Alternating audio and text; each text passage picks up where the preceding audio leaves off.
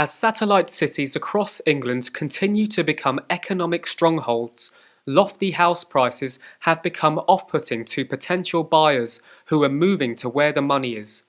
This has led to the gradual gentrification of towns within a close proximity to the popular cities. Portsmouth, near satellite city Southampton, is a key example of an area which has seen its house prices increase as the town has become more saturated by the influx of new residents who are moving as close as they can to the money. Here we see a classic example of gentrification in Portsmouth. On the same streets, on one side, we see a derelict building, used to be inhabitable, used to be a centre of refuge and solace for a home, now clearly barren, abandoned and lifeless, frankly.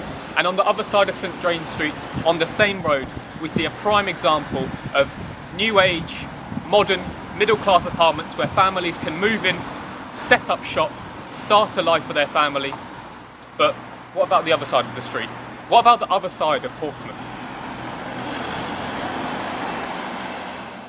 The gentrification in Portsmouth is widespread across the town, as it is up and down the country, where the demand for affordable housing close to economically strong cities continues. During my time in Portsmouth, I spoke to friend and property developer Inda Palmafaru, who had moved to the town to be closer to his employment. So why did you choose to buy a house in this area? I felt that the house prices represented quite a good value for money. I felt as a house you would get a lot. The popularity of this area is increasing.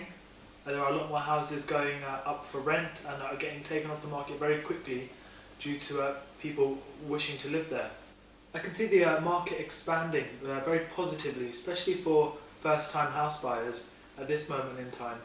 I think the general prices of houses are going to go up quite significantly, and I think it is a very good time to invest in smaller cities or smaller towns and look to buy more value for money property. Do you feel any kind of moral obligation with the community suffering the negative effects of the house prices increasing in this area and potentially impacting the property prices in this local area?